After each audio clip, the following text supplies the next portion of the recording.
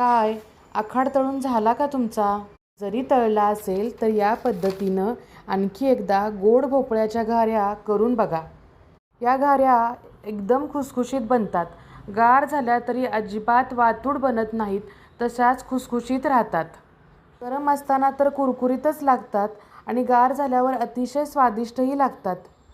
नमस्कार, मी सुषमा खूप खूप स्वागत करते तुमचं माझ्या किचनमध्ये. तर पटकन घाऱ्या करायला घेऊया. आज आपण इथं अर्धा किलो लाल भोपळा आणलेला आहे. याला काशीफळ सुद्धा म्हणतात. तर यापासून आज आपण घारगे बनवणार आहोत. काही ठिकाणी याला घाऱ्या म्हणतात, आमच्याकडे याला घाऱ्या म्हणतात. तर आपण लाल भोपळ्याच्या घाऱ्या करतो. या लाल भोपळ्याची साल काढायला खूप अवघड जातं. त्यासाठी आपण त्याची साल काढणार नाही, फक्त त्यातल्या बिया काढून घेणार आहोत आणि सालीसहित हा भोपळा आपण शिजवणार आहोत. म्हणजे साल काढायचा त्रास आपल्याला होणार नाही किंवा भोपळा किसायची सुद्धा अजिबात गरज पडणार नाही. तर इथं आपण पाव किलोच भोपळा घेतलेला आहे आणि हा पाव किलो भोपळा आपण कुकरमध्ये शिजवणार आहोत. इथं थोडंसं मी अर्धा ग्लास पाणी घातलेलं आहे. त्यामध्ये आपण भोपळ्याच्या त्या फोडी ठेवलेत आणि कुकरला आपण 3 ते 4 शिट्ट्या देऊन घेणार आहोत. कुकर पूर्ण गार झाल्यानंतरच आपण उघडणार आहोत, नाहीतर तसाच उघडला तर बऱ्याच वेळेला भोपळा कच्चा राहू शकतो. यासाठी पूर्ण गार केलेला आहे आणि नंतर आपण बघणार आहोत आपला भोपळा शिजला आहे का. सुरी घातल्यानंतर समजतंय भोपळा अगदी मऊझार शिजलेला आहे. तर आता आपण काढून घेणार आहोत बाऊलमध्ये, ज्यामध्ये आपण पीठही भिजवणार आहोत त्याच बाऊलमध्ये. आता आपण या भोपळ्याची साल काढणार आहोत. भोपळा जरा गरम आहे, त्यामुळे पटकन हाताला चटके बसतात. त्यामुळे आपण सुरीनं किंवा चमच्यानं याची साल काढून घ्यायची आहे. भोपळा गरम असतानाच तो स्मॅश करायचा आहे, म्हणजे मग त्याच्यामध्ये आपल्याला गूळ टाकून तो वितळवून घ्यायचा आहे. जेवढं भोपळ्याचं प्रमाण आहे त्याच्या डबल गुळाचं प्रमाण असलं पाहिजे. म्हणजे जेवढा आता हे भोपळा अर्धा कप एवढा शिजून झालेला आहे, तर यामध्ये आपण 1 कप एवढा आपण यामध्ये गूळ घालणार आहोत. गूळ एकदम बारीक आपण चिरून घेतलेला आहे आणि गरम असताना त्याच्यामध्ये घातल्यामुळं गूळ छान मेल्ट होतो आणि थोडं झाकून ठेवलं आहे वाफेमुळं. एक 5 ते 7 मिनटामध्ये छान आपला भोपळा मऊ होऊन जातो आणि गूळही छान वितळतो त्यामध्ये. गुळाचे काही खडे राहिले असतील ते स्मॅश करण्यासाठी मी स्मॅशरनं पूर्ण छान मऊ करून घेतलेलं आहे. आपण यामध्ये गुळाचा पदार्थ आहे म्हणून सुंठ पावडर घेतलेली आहे. अर्धा चमचा सुंठ पावडर, 1 चमचाभर खसखस घातलेली आहे आणि अर्धा चमचा वेलची पावडरसुद्धा आपण यामध्ये घालणार आहोत. आणि यामध्ये आपण गव्हाचं पीठ घालणार आहोत. यासाठी आपण यामध्ये चवीनुसार मीठसुद्धा घातलेलं आहे. अर्धा चमचा मीठ घातले आणि आपल्या घाऱ्यांना रंग छान यावा पिवळा धमक, यासाठी अर्धा चमचा आपण यामध्ये हळदसुद्धा घातलेली आहे. सगळे पदार्थ घालून छान आपण मिक्स करून घेतले.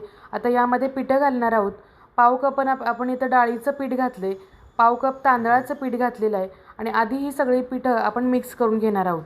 आणि यामध्ये नंतर लागेल तसं आपण गव्हाचं पीठ घालणार आहोत. गव्हाचं पीठ एकदम जास्त घालायचं नाही, जसं लागेल तसं घालायचं. यामध्ये अजिबात आपण पाणी घालणार नाही आहे. ज्या भोपळ्याचा ओलावा आहे त्याच्यामध्येच आपण हे पीठ भिजवून घेतलेलं आहे. साधारण मला 1 कप एवढं गव्हाचं पीठ लागलं. छान असा खूप जास्त घट्ट नाही, जास्त मऊ नाही असा आपण पिठाचा गोळा केला आहे. जसं चपातीचं पीठ भिजवतो त्या पद्धतीनं आपण हे पीठ भिजवलेलं आहे. तर या घाऱ्या आपण तेलावरच लाटणार आहोत.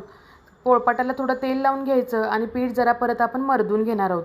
हे पीठ भिजवून ठेवायचं नाही. भिजवून ठेवलं तर त्याला लगेच पाणी सुटणार, कारण गूळ आहे आणि त्याच्यामध्ये आपण भोपळा घातलेला आहे, ते सगळं पाणी सोडतं.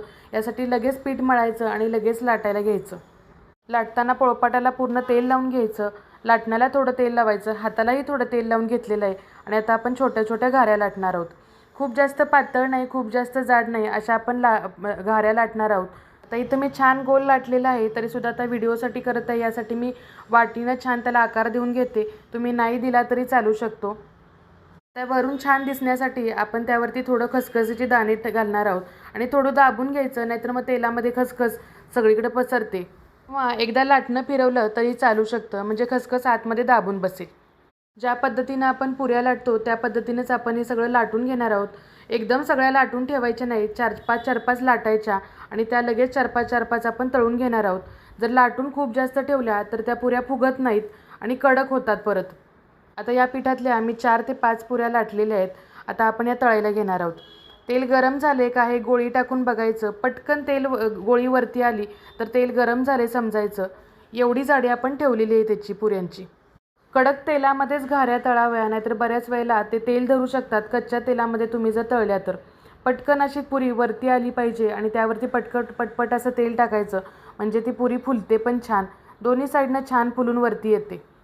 आपण दरवर्षी नेहमीच कापण्या करतो, तर त्यावेळेला या कापण्यांच्याऐवजी तुम्ही अशा गोड पुऱ्यासुद्धा घाऱ्या करू शकता. पाहू शकताय टम्म असं आपली घारी वरती फुलून आलेली आहे. एकदम मस्त खुसखुशीत अशी घारी तयार झालेली आहे आणि कलरही खूप सुंदर आलेला आहे आणि चव तर खूपच छान झाली होती. नक्की एकदा अशी रेसिपी ट्राय करून पहा. अगदी सोपी आहे आणि शिवाय पौष्टिक रेसिपी आहे, पारंपरिक रेसिपी आहे. लहान मुलांना बऱ्याच वेळा मधल्या वेळेत खाण्यासाठी गोड काहीतरी पाहिजे असतं. त्यावेळेला केक देण्यापेक्षा नक्कीच हा पदार्थ तुम्ही देऊ शकता. मस्त अशा खुसखुशीत सगळ्या भोपळ्याच्या घाऱ्या आपल्या तयार झालेल्या आहेत. अगदी छान बनल्या त्या घाऱ्या. पाहू शकता कलर तर किती भारी आला या घाऱ्यांना. ही घारी तुम्हाला फोडूनही दाखवते. एकदम छान खुसखुशीत झालेली आहे. अजिबात वातूड झालेली नाही आणि या घाऱ्यांनी तुम्ही पाहू शकत असाल अजिबात तेलकटसुद्धा या घाऱ्या झालेल्या नाहीत. मधल्या वेळात खाण्यासाठी मुलांसाठी एकदा रेसिपी ही नक्की ट्राय करून पहा. रेसिपी आवडली असेल तर लगेच सेव्ह करून ठेवा. रेसिपीला नक्की लाईक करा आणि रेसिपी आवडली असेल तर सबस्क्राईब करायला अजिबात विसरू नका आणि तुमच्या फ्रेंड सर्कलमध्ये सुद्धा शेअर करा हा व्हिडिओ. भेटू अशाच एका नवीन रेसिपीसह. तोपर्यंत मस्त खा, स्वस्त राहा. बाय.